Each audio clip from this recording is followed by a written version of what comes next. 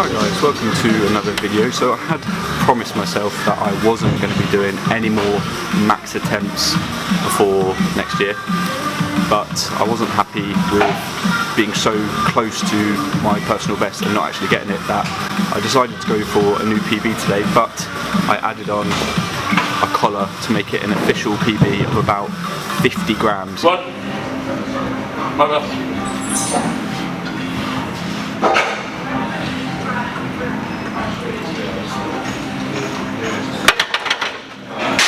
Solid one. Big. Ooh, PB. PB. However much they weigh is how much I need. So I've been looking on bodybuilding.com, which is obviously a reliable source, to try and find out how much these actually weigh, and they're about half a pound, which is about 22 grams, so it's about a 44 gram PB, so I'll take that.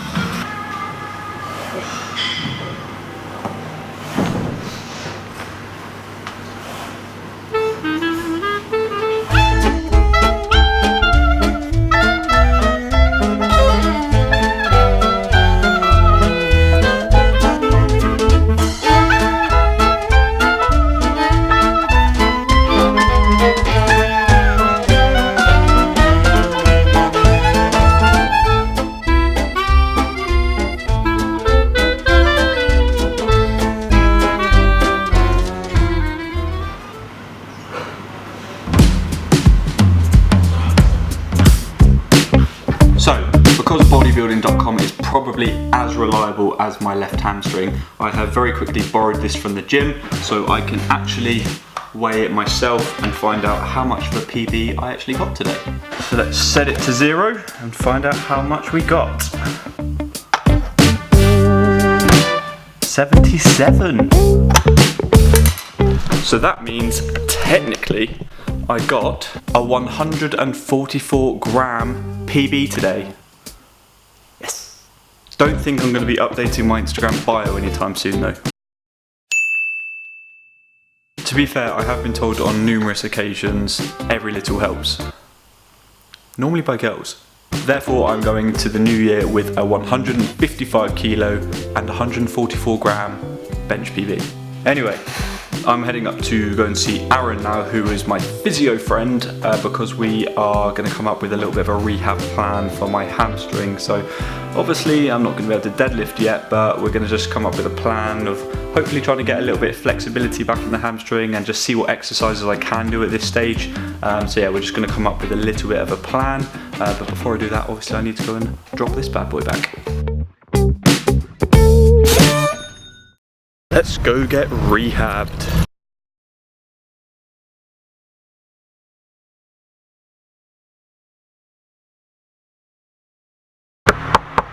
Hello, mate. So you had, if you came to me same day or day after saying, I just pulled a 300 kilo deadlift, or tried to and failed, and I heard something go in my leg, that's a perfect method of injury.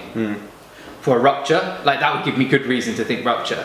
But then the fact that you're texting me 2-3 days later and now 10 days later saying I'm actually pain free and I can do all my resisted movements in terms of even isometric hamstring, yeah, and it's fine, it's not that bad a strain. Good. Which is good. The fact that it's painful when you stretch, I'd expect it to be.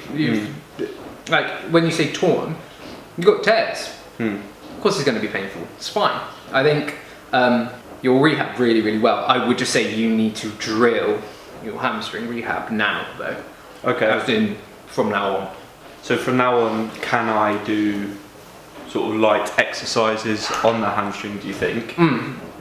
Sorry, I meant from now on, rather than, I shouldn't have said rehab, from now on in your training program, you need to dedicate time to do hamstrings. So in the future that needs to be staple. I was going to text you earlier, I'm really surprised that your hamstring went under your adductors doing sumo. Sumo? Yeah.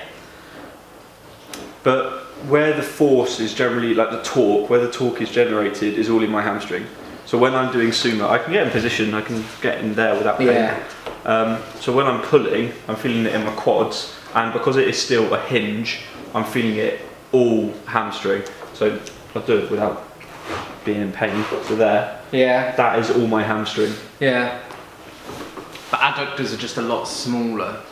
Yeah. Which, I mean, But I it's think better that it was But hamstrings. if you think with sumo, it's a lot of lateral movement because you're pushing your knees out. Actually, yeah, but you're squeezing as well, aren't you? If you think in terms of, well, you should in be, the top, because in if the you're top of the not- movement, yeah. But if you're not, if you think of just pulling weight, in say the weight was immovable, you're the only movable object in that pull. Yeah. Your legs are going like that, aren't they? Yeah. So it's adductors as well as glutes from behind you. So it's glutes doing the hip extension, Yeah. but it's adductors adducting, which is why True. if you get someone who's never done sumo before, Yeah. but they've deadlifted, you get them to sumo, where do they hurt? Yeah, and they're adductors. Because they are working a lot. And it's just because they're a smaller muscle group. That's why I was like, I wonder why hammies went over. So that would say that your adductors are actually quite strong and your hammies aren't. Yeah, It's the thing that's going to go adductors first. are quite strong. I thought my hamstrings were strong, to be fair. Yeah, but if you're pulling 300, you've got to expect injuries at some point, haven't you? Yeah, but what I think as well with my sumo, I don't get super wide, so I'm not pushing the floor out as much. So it is more of a glorified leg press because I'm literally there. So I'm literally pushing up rather than out necessarily. Yeah. So that would go Just a bit more. more to hamstring than it would adductors. But Yeah. It was like 10 days post injury. You said you've got Roughly. no pain on rest, Nope. minimal pain on activation, mainly pain on stretching. it's pain and stretching. It gets very. If I walk too much, if I sit down for too long. Yeah. Okay. So it's if you think about it in terms of injury and Yeah. inflammation, if I do too much of anything, it makes it painful. Yeah. So it doesn't. It's not that you're saying. So it's not fatigue because you're saying yes. If I walk too much, it aches. But also if I sit and do nothing too much, it aches. Yeah. So it's that inflammatory thing, isn't it? If still I the use it a healing. lot, then it's painful later. Yeah. Sleeping okay at night? Yeah. Now I am. When I initially done it, Throbbing? couldn't sleep. Yeah, Like yeah. pain where I couldn't sleep, but now easy. I can toss and turn, and actually look, I can. Yeah. It's purely that motion there, in there. So end of range pain? Let's find out. Where does it come on? So honestly, in the last few days, it was just If you sit bolt upright, and what you say is like a good posture. Really sit up bolt right. Get loads of anterior pelvic tilt. Then slowly straighten that leg out for me. so that's hurting. Yeah. Because it's pushing on the chair. So where the Okay. where the chair is pushing right on it. So that's why it's hurting, and it hurts there. Yeah. It may also be because it's got a stretch on it as well now. Yeah. So if you allow yourself to posteriorly tilt, you can get much more range, can't you? Because if you think of origin and insertion, you're taking the origin towards, as in you're taking pelvis towards Yes. knee. Hmm. Whereas if you anteriorly pelvic tilt and take the origin away, then you can't get that full extension. So do you think in terms of actually rehabbing it now, because you can see that I'm not in too much pain and everything, do you think I can start doing hamstring flexion, like as in I've been reading up on it and it looks like the best things for it initially are isometric stuff, Yeah. so I'll be doing just some hold one-legged like hip thrusts or whatever to hold. I would get you doing exactly what I got you to do then. Really just Mid-range, one foot in front of the other, pulling back into your heel, Yeah. holding for 45 seconds, 45 seconds on, 2 for minutes close off. to maximal effort. Pain-free Pain-free effort. If maximal effort is pain-free, then Stop maximal. it. No, if it's pain-free, then maximal. Oh, I see. If it's painful, drop off. So walking's fine. Driving? Driving's fine now. If I drive for too long, just the pressure of the seat. that's So is it limiting you functionally with anything? No, but the only thing is where my gait's been a bit dodgy for the last week, now my gait's back to normal. Where it was dodgy, I've now got plantar fasciitis in my right foot. Just from, I think, where I've been antalgic gait or whatever. Yeah. It's So that should just settle then. yeah, so I think you it's can do some simple rolling with it on a yeah, I've coat got all that a kind of cross thing. school.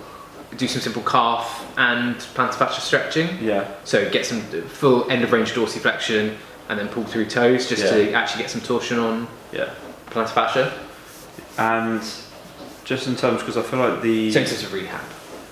the range of motion slightly decreased, and Yeah. I feel it definitely in my gastrocnemius as well. Okay. So just stretching where I can, Why do you think you feel it in gastrocs?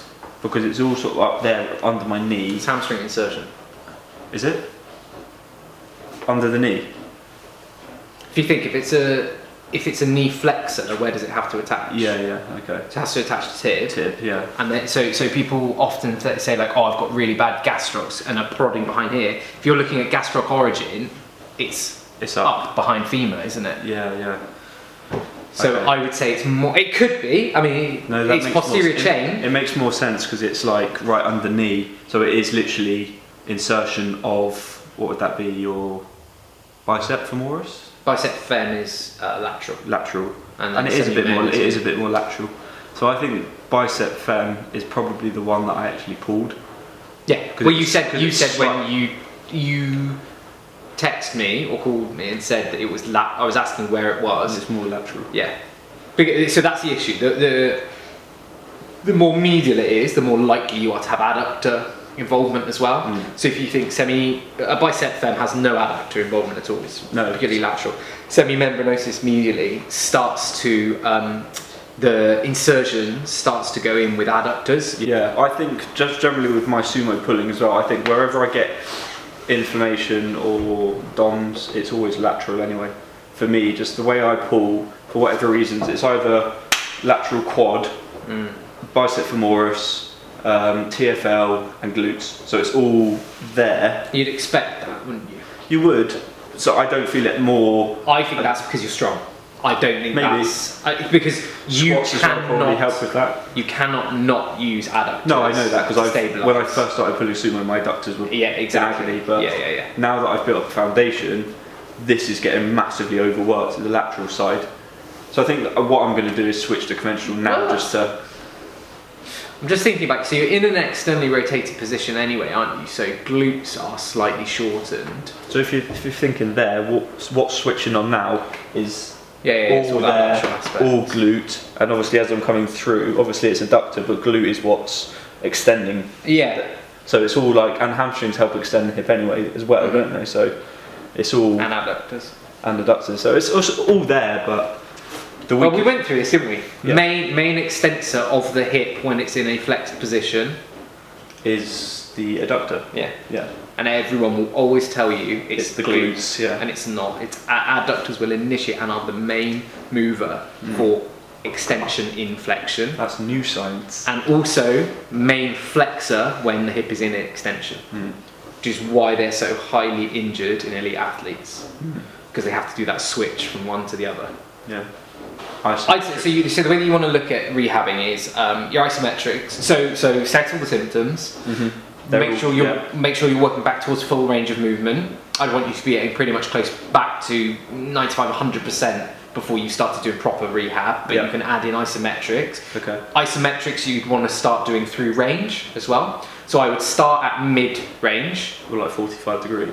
So 90 degree knee. Oh, sorry, so that's what I meant. 90 degree. Yeah. So 90 degrees, so you can just have that. That's a comfortable position. You've already said it doesn't hurt, Yeah. so why not start there? And you're working out. Yeah. Yeah, exactly. You're working out towards end of range of hamstrings, out to range. Because that's where the lever will be. That's where it'll be harder. It'll if be you think more of pressure on it. sarcopenias, Yeah. like when you're in a range, It's more contracted. there's more of them, so it's less effort. Yeah. Then when you go to mid-range, they're there, and then when you're outer range, there's so few in terms of that connection, that Velcro connection. It's going to be harder for you to do it. So that's where you'll find issues. Yeah. And you need to get that back and make sure you're happy doing outer range isometrics before you move on to isotonics. Sorry. If someone comes in with a TA injury rather than a hamstring injury, like for tendo Achilles, you've got different protocols. So things like Silberna gels, Alfredsons, there's loads of different ones that we'll stick to. Whereas hamstring, it's just rehab as and when, and people don't really stick to it as much because, like you said, so you've 10 days post injury, and really it's not causing you any problem. If you weren't going back to lifting. I'd be like, this is great. Yeah. So why would you need rehab? Yeah. So the only reason you need rehab is because you want to get back to pulling 300. I want to get back to that level. Yeah, exactly. So you can see. So then, say there's that method of injury, which is sprinting. Most cases is sprinting. Maximal force, isn't it? If 10 days, it's fine. I'll just ease back into sprinting, and then I'll go again, and then it goes later down the line. So, and it'd be exactly the same with you. If you weren't thinking, if you weren't in the mindset of I need to rehab this, you could just quite easily think, I'm 10 days post injury, it's feeling fine, I'll start doing really light deadlifts. Yeah. You wouldn't, it's only because you've got that higher level of understanding that actually I might have to rehab this because there's a reason it's happened. So the reoccurrence is high because of misunderstanding, basically. I think it's just the same as anything, it goes away quickly, why bother doing it? Yeah. Unless you're in that mindset of like an athlete who want to prevent injury rather than rehab an injury, they'll always try and prevent it by doing prehab and working on that. You've now got to do the rehab, but you're also prehabbing to prevent another injury as well. Yeah. And I think you only get that mindset through lifting, or also like you've got that ground-based knowledge. But do you think, just from your own personal experience, if I was to do the rehab completely by the book, is there any reason to believe that this won't get back to like full? No, it'll be full Fit. Yeah. Because you haven't ruptured, no. for one, and even if you have ruptured, you see ruptures that go back to full strength again. It's just being smart with how you go back and how you approach the rehab. So the only times you wouldn't expect things to get back to 100% realistically with ruptures is if you don't repair. Yeah. So for example, they'll long-headed biceps rupture, won't really repair it because there's no functional limitation with it. Obviously you see elite athletes, or Larry Wheels, didn't he? And he had it repaired. That would have been privately. Did he have it repaired? Yeah. Did he? Huh? Yeah, that would have been privately. Well, what's the other guy as well? Eddie Hall? No. Australian? Callum Van Muger. Is he actually Australian? I don't know. I think so. Well, you knew what I meant. He ruptured, didn't he? Did a bicep curl. He got that reattached. Yeah, exactly. Whereas if you or I ruptured long head, would leave it. Yeah, because there's no functional limitation. Well, you just don't, because it's not a needed surgery. It doesn't change anything. You can still supinate. You can still flex your shoulder. The only thing you can't do is maximally contract biceps. So unless it's your job or your bodybuilding, method of income to be able to curl, and also the aesthetics. Then why would you repair it? No. So that's the only kind of time that you wouldn't expect to get 100%. Cool, that's good. So rehab wise, I'm stopped in the middle. So set your symptoms, working back towards full range of movement, isometrics, isotonics. The isotonics are strengthening through range, building in functional movements, so lunges, sit to stand, steps, those kind of things, just simple movements to start with, really keep it basic, and then start adding within more. all of this as well, is it good to work on stability, so working on some proprioception, always. balance work? Always welcome. I'd be interested as well to know what your core strength is like, because what's holding on to your pelvis above? That was a question, that was rhetorical, I was thinking about that. What's holding on to it above? Why are hamstrings going? I think it's just, I think what it all stems down to is my ankle injury I had. Yeah, you're always good. You've got that set in your head though, haven't you? Well, I do, but it has caused imbalances. It just has, because if that has a reduced range of motion, one knee can't go over as much. So when you're squatting and you're constantly squatting like that and rotating, that's building up imbalances all up. It's now caused imbalance in my shoulders. So one shoulder, that elbow can get further in than that one because of it. So I'm all out of whack. And podiatrists will always go feet up, physios will always go pelvis down, and I'd always go to the pelvis as the centre point of the body. That's what you look at first. You don't. The impact your pelvis would have, I would argue, as a physio, is much higher. Because if you think of the centre point of your body, you think about what attaches to this ring that is your pelvis.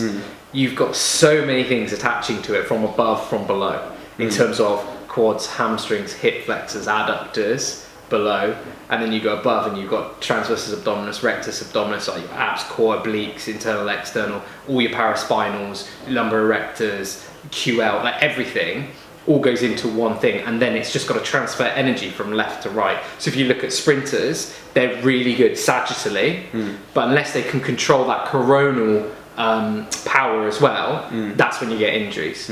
Or they've adapted so well that they can do that, because you get sprinters like the really good, you look at Asafa Powell sprint head on, he moves purely sagittally, just straight up and down. You look at Usain and he's fucking all over the place, rotating. Because he's got scoliosis. He does have scoliosis, he also has a leg length discrepancy as well. Which creates probably more torque in his hips. Yeah. And also you got the argument that in terms of because he's got scoliosis, they call it a rock and roll. So when he runs, he rock and rolls. And in terms of side flex, if you think of hip flexors, when you side flex away, so the contralateral side flexion, it gives you the ability to contract contralateral hip flexor more. So when he goes this way, this one can get so much more power to come up, and then he can push through and sprint off. And it's all of that in terms of external rotation, torque, hip flexors. He's basically an anomaly then. Yeah, he is an anomaly. And he's been. So I went on a course with physio who was in the Jamaican, or went over to the Jamaican camp with one of the GB sprinters, or quite a few of the GB sprinters. And one thing Usain said is, don't go near my back, just leave my back on it. And it's that kind of thing, because he's had people say like, oh, I'll straighten your back out, that kind of thing. And it affects his sprinting. Alright man, I've got a rehab plan. I know what I'm doing. Good. And yeah, it's good to know that it's not as bad as. Yeah, but like you never got any bruising either, did you? Not really. I got a little bit a few days after I messaged you right under my knee. I think where it just drained down a bit. Yeah. But 300 kilo deadlift coming next year. Yeah, good luck. Cool man. Thanks a lot. It's alright.